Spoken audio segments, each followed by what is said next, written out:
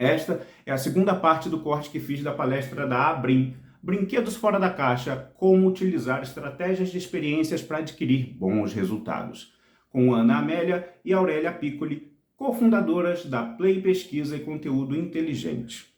Se você não viu a primeira parte, onde a Aurélia fala as 5 transformações das crianças da geração alfa com relação às anteriores, recomendo assistir agora mesmo, link está aqui nos cards. Mas se você acabou de vir de lá, não vou te atrapalhar mais. Ouça agora as 5 verdades dessa geração com a Ana Amélia.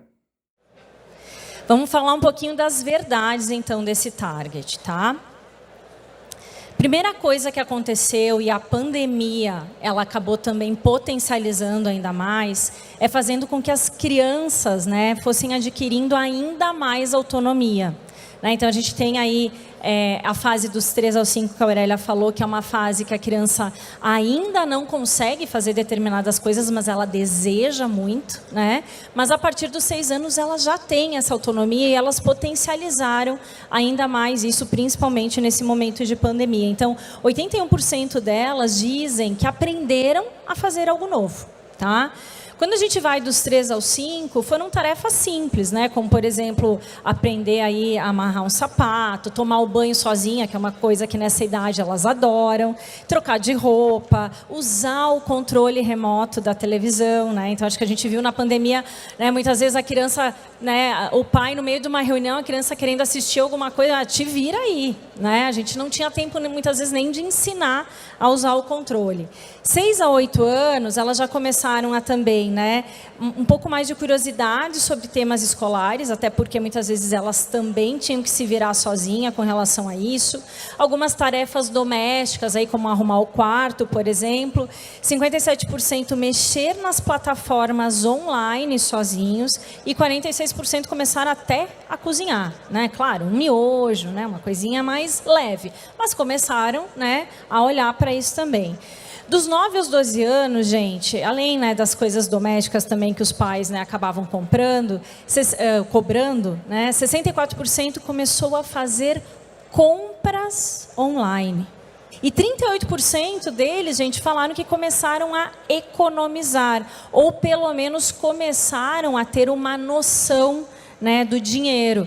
Então, assim, a gente viu também relatos na pesquisa de pais falando que tinham que sentar com os filhos e falar, ó, agora a gente vai ter que economizar, a gente está pagando financiamento, mamãe perdeu o emprego. Então, aconteceu um choque de realidade muito grande para essas crianças também, que começaram a olhar e valorizar, né, um cenário, um contexto que, na nossa época, isso não era assunto para a gente, né? Quando criança. Hoje em dia, a criança ela já está mais inserida nisso também. Bom, com isso, né, a gente, em consequência de tudo isso, a gente começa a ver uma geração aí de autodidatas também, de certa forma, né? Então, 67% dos pais estimulam os filhos a aprenderem também algo novo sozinhos. Né? Muitas vezes porque, né, os filhos são extremamente curiosos, incansáveis com relação a isso, então o pai acaba estimulando. 64% acreditam que aprender sozinho vai estimular ainda mais a inteligência dos filhos e 58% não consegue dar atenção em tempo integral. Quando a gente olha esse ponto, né, de os pais acreditarem que estimula ainda mais a inteligência, aqui a gente tem uma oportunidade também pensando na nossa categoria aqui, pensando em brinquedos. Né? O que estimula ainda mais os filhos? E aqui, né, gente, vamos combinar aqui, cá entre nós. Né? Muitas vezes a gente está cansado, chega cansado, está cansado do trabalho, a gente quer mais é que o filho brinque sozinho mesmo, né? Ele que vá atrás das coisas dele. Né? Porque a teoria é linda, mas a prática... Né? Vamos ser honestos aqui, os pais querem um momentinho de folga também. Bom, a gente vê, gente, que as crianças elas têm uma consciência, né, sobre as responsabilidades sociais hoje cada vez maior. Então, 54% delas, né, a partir de 7 anos de idade, dizem que pesquisam para saber se as marcas são responsáveis antes de fazer determinada compra, ou muitas vezes elas acabam até né, metendo o bedelho na compra da mãe, né, e falando assim, olha, mãe, eu não gostaria mais que tu comprasse nessa loja porque tem trabalho escravo. Eu não gostaria que... Então, eles estão muito antenados com isso também. Tá? Então, isso é super importante a gente ter essa responsabilidade e que ela seja genuína.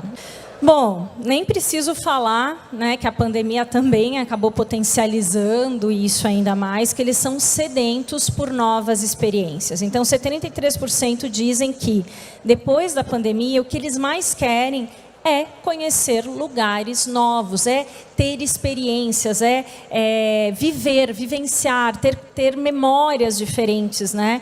A gente pega uma criança aí de 3 anos, né, gente? Vamos combinar que ela está conhecendo o mundo desde o ano passado, né? Que ela está podendo sair, que ela está indo, né, para os lugares com os pais. Então, eles estão realmente muito sedentos a isso. Bom, gente, não tem como falar de criança hoje em dia sem a gente falar desse universo dos games, né? A gente já vê que elas vêm comprando online, né? Às vezes um pouquinho mais do que deveriam, né? Mas a gente tem toda essa parte dos games também que entram hoje de uma maneira até diferente pela visão dos pais. Se a gente for pegar, sei lá, vamos falar de 10, 15 anos atrás, indo um pouquinho mais longe, quando a gente fazia pesquisa, a gente falava de game, os pais torciam o nariz, falavam que davam limitações, que isso não era uma coisa legal para a criança. Hoje, quando a gente fala com os pais, eles já começam a ter outra visão com relação aos games, tá? Muitos falam que isso pode estimular a inteligência do filho. Muitos pais têm a noção que o filho pode ganhar dinheiro, né, se ele acabar se profissionalizando nesse mercado de games. E tem o ponto também de quando a gente fala de socialização, né? O game hoje, muitas vezes é através do game que a criança faz novos amigos. No próximo vídeo dessa série em 3 partes, a Ana Amélia irá nos apresentar os drivers de consumo dessa geração. E então vocês vão entender por que certos produtos e conteúdos de entretenimento são tão diferentes dos que a gente consumia no passado.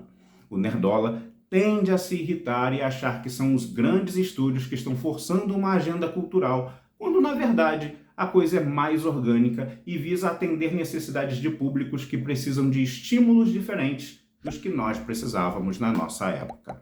Não que isso seja necessariamente melhor ou pior, mas isso eu deixarei para as considerações finais do próximo vídeo. Então, te convido a ir para lá agora mesmo, clicando nesse link aqui. Te vejo lá em segundos. Valeu!